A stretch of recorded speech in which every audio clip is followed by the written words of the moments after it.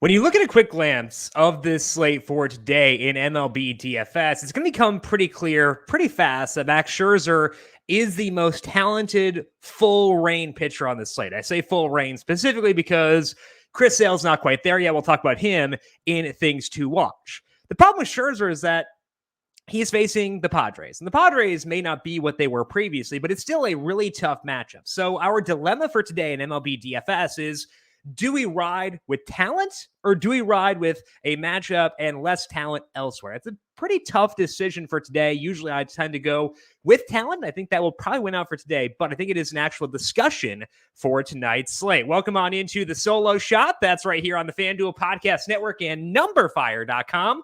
My name is Jim Sonis. I am a senior writer and analyst for numberFire.com, here to break down Thursday night's 9-game main slate with locks set for 7:05 for tonight. Thankfully, no weather to note for today. We should be good to go there. As always, we are back once again later on today with our 4 p.m. stream, breaking down tonight's slate and taking your questions live on the FanDuel YouTube, Twitch, Facebook, and Twitter pages. Make sure you swing by there if you have questions around tonight, and there probably will be a decent number because it's a slate you can play multiple ways is the way that I would phrase that. So that's it today at 4 p.m. We also have a loaded day tomorrow on the numberFire Daily Fantasy Podcast feed with UFC, NASCAR, MLB, all coming your way at the NASCAR podcast for Daytona, which is on Saturday night. So make sure you search for the numberFire Daily Fantasy Podcast feed wherever you get your podcasts. Hit that subscribe button. And if you like what you hear, leave us a rating and review as well. Hey, football fans, the 2021 NFL season is right around the corner, and FanDuel is giving fans the opportunity to get in on the action by playing fantasy football. Right now, FanDuel has daily best ball fantasy drafts you can compete in. All you have to do is head over to FanDuel.com and draft your team. Pick a league with your desired number of teams, draft your squad, and compete for prizes. Head on over to FanDuel today and start drafting. Eligibility restrictions apply. Go to FanDuel.com or download the FanDuel app for more details.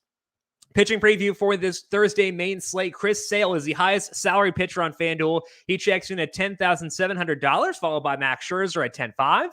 Yu Darvish, coming off the IL, is $9,900. Jameson Taillon, in a tough matchup with the A's, is $92,000. Then we have Zach Eflin, also coming off the IL. James Kaprielian, facing the Yankees, tough matchup there. And Alex Wood, as the other guys at $8,000 or higher. So as you can see, there's not a lot to put you off of Scherzer here. We'll talk about Sale and things to watch. But as far as Scherzer goes, tough match with the Padres. And I think that despite the fact they've been rough recently, they've still got talent. They still got Fernando Tatis Jr. They still got a lot of good guys in that offense. They don't strike out that much.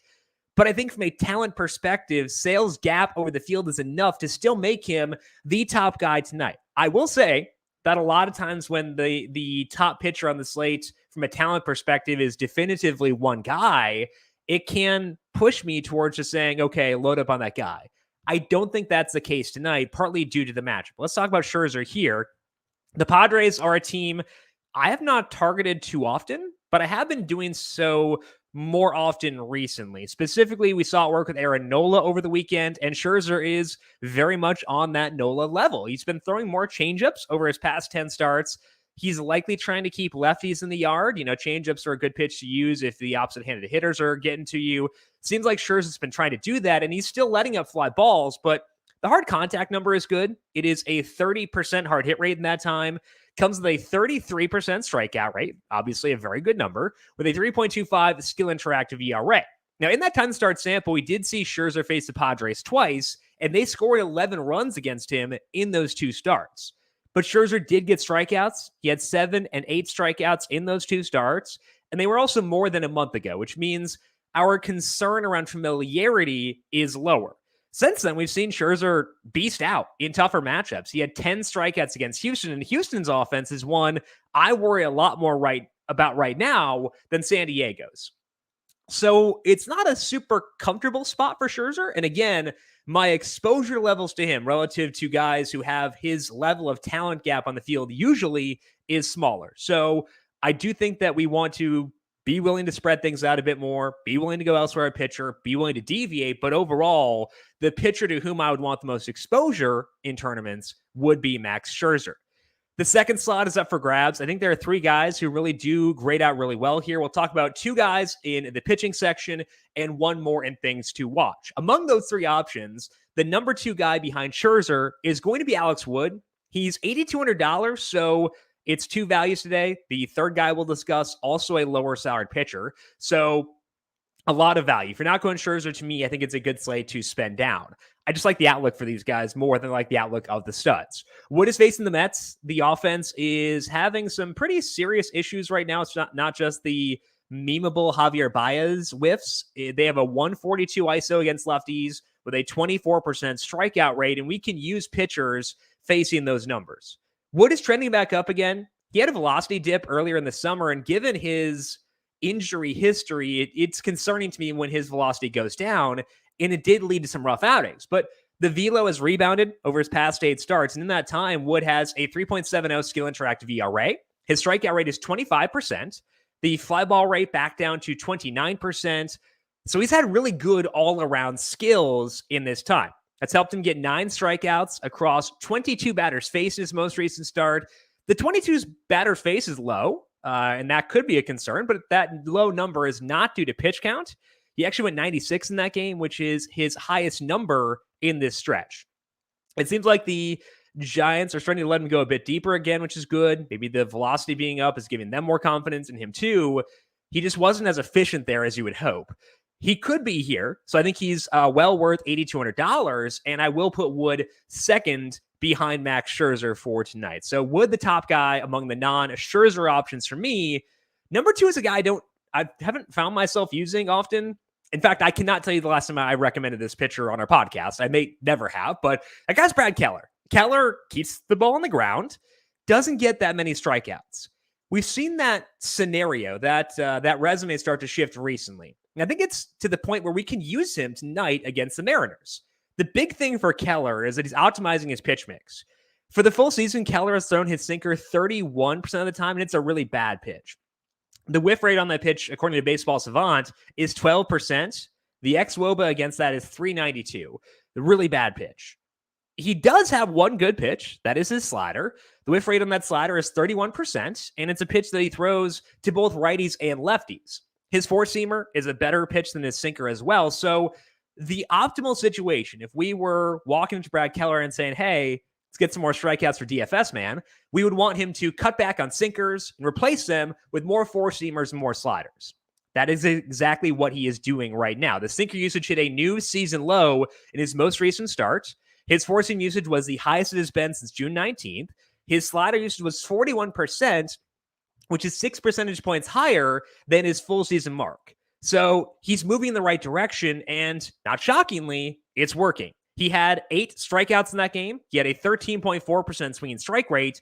If we expand the sample, look at the past 8 starts for Keller with this change in the works, the slider use or the sinker usage didn't quite decline until like 3 starts into this. So that's more of a 5-start sample. But to expand the sample, I went with 8, and he has a 25% strikeout rate in those 8 starts. He has at least 8 strikeouts 3 times in that span. He had 7 in another, and now he's facing the Mariners, who have a 25% strikeout rate or 26% strikeout rate against righties. That is the second highest mark on this slate.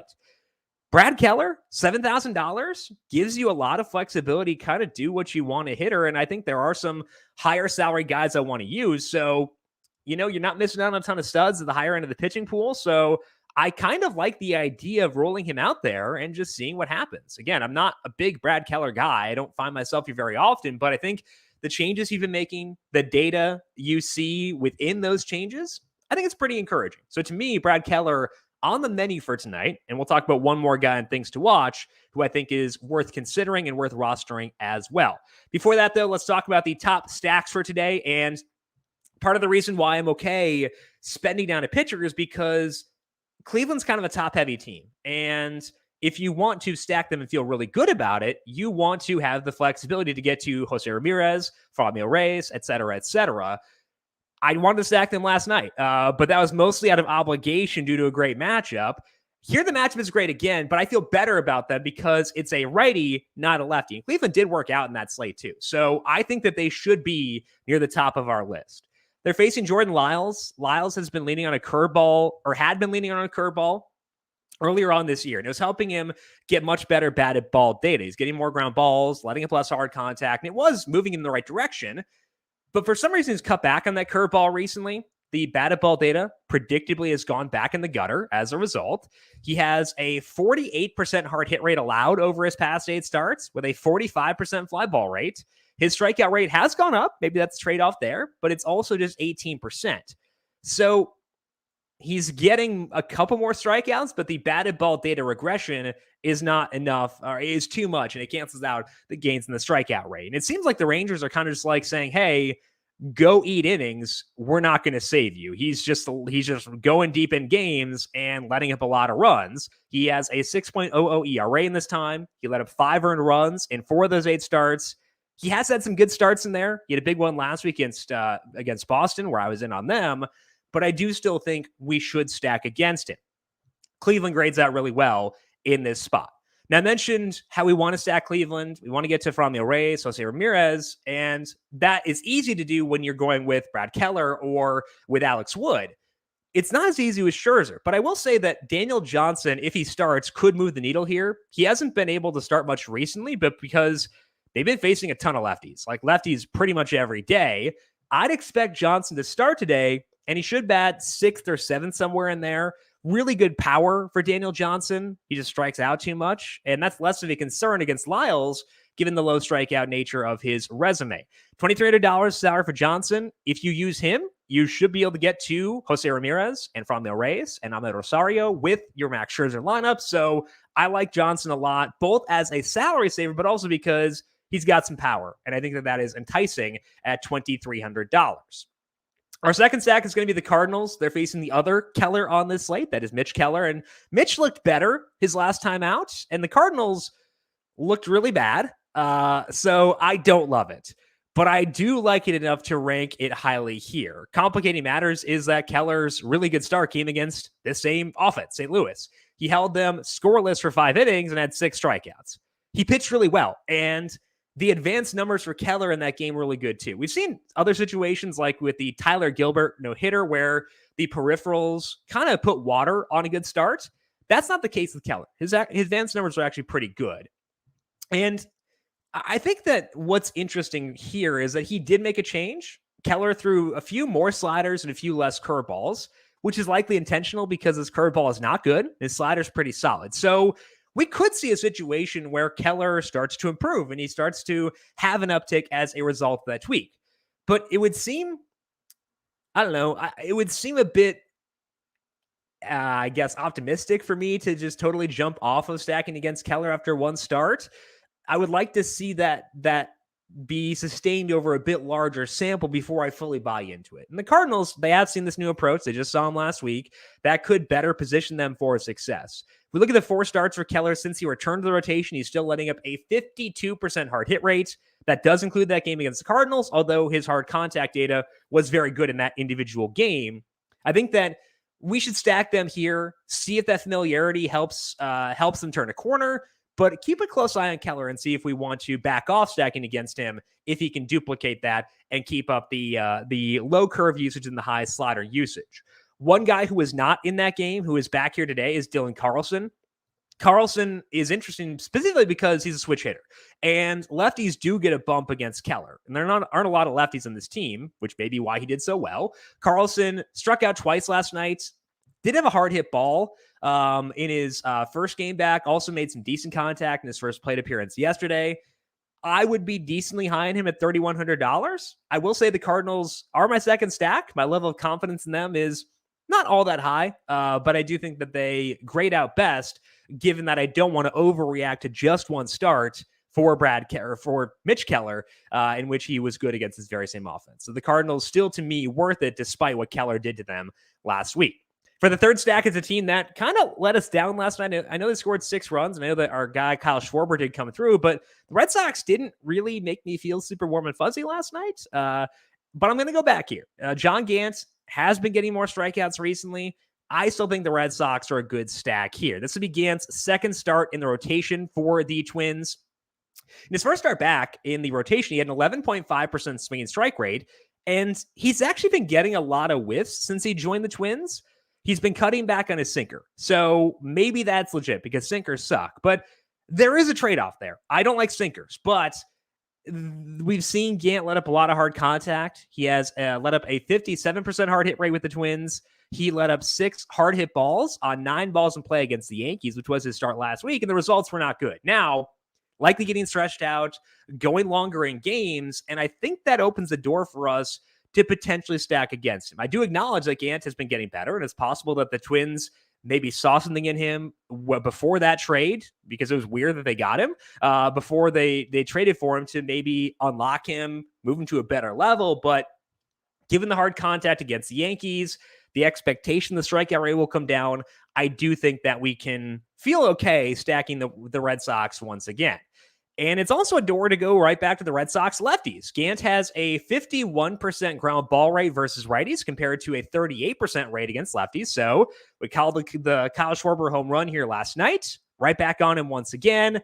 Alex Verdugo missed about a week earlier this month, and it seems like he's been getting more loft in the ball since he came back. His launch angle's about 5 percentage points, or 5 degrees, I should say. That's enough where I think it's noteworthy. A lot of hard contact in the past week, too. So I like Verdugo at $3,100. I like Schwarber. Rafael Devers is pretty obvious. Going back to the Red Sox once again, despite the fact they did, I would say, let us down last night.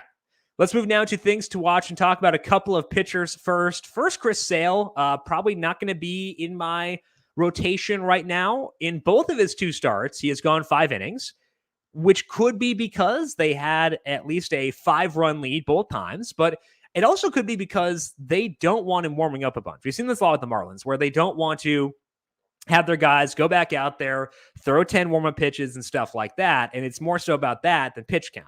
It seems like Sale right now is on an innings limit versus a pitch count, and if he's going to go just 5 innings, he's not going to get the quality start bonus. It hurts his odds of getting a win.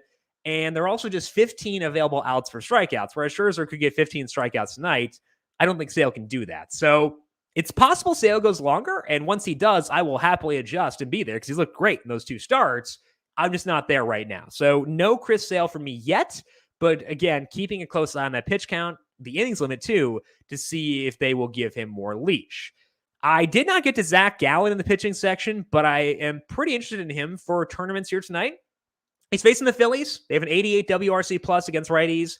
Not a big strikeout team, which is why I preferred Alex Wood and Brad Keller over Gallen. But Gallen pitching pretty well. He has a 28% strikeout rate over his past 6 starts. So I think he could do well here. I would say pitching overall tonight is going to be pretty spread out for me. Like if I wound up having 25% each of Scherzer, Wood, Keller, and Gallen, that's fine. I would not object to that all that much. I'd probably prefer to be closer to 40 on Scherzer and then evenly distributed between the other 3. But I do think that overall, more spread out for me a pitcher than I typically want to be. Finally, using the Giants did not work last night, but I am tempted to give them a swing once again here. They're facing Carlos Carrasco. Carrasco does not have bad advanced numbers, but he's been super volatile. A couple really rough starts in there. It's even while having starts against the Nationals and the Marlins. And those are 2 really bad offenses right now.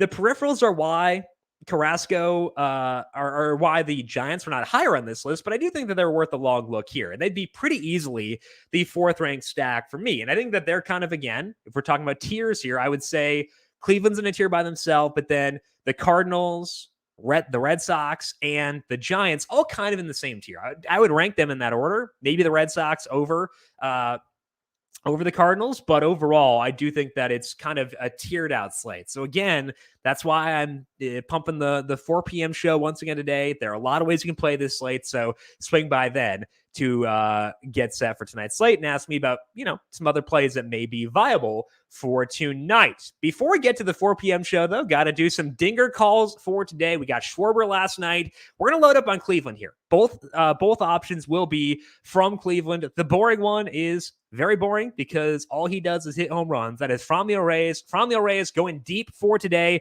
for Cleveland. And the fun one is the guy we talked about before, Daniel Johnson.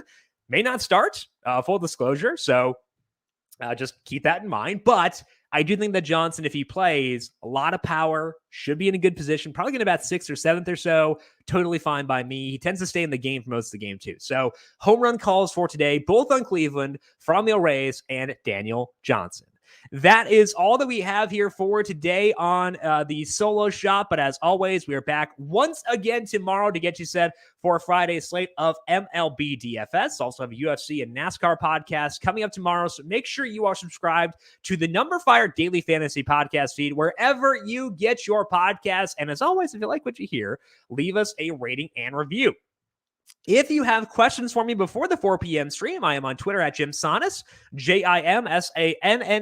You can also follow the FanDuel Podcast Network at FanDuel Podcast. Big thank you to everyone for tuning in for today. Good luck to you tonight. We'll talk to you once again on Friday to close out the week. This has been the solo shot right here on the FanDuel Podcast Network.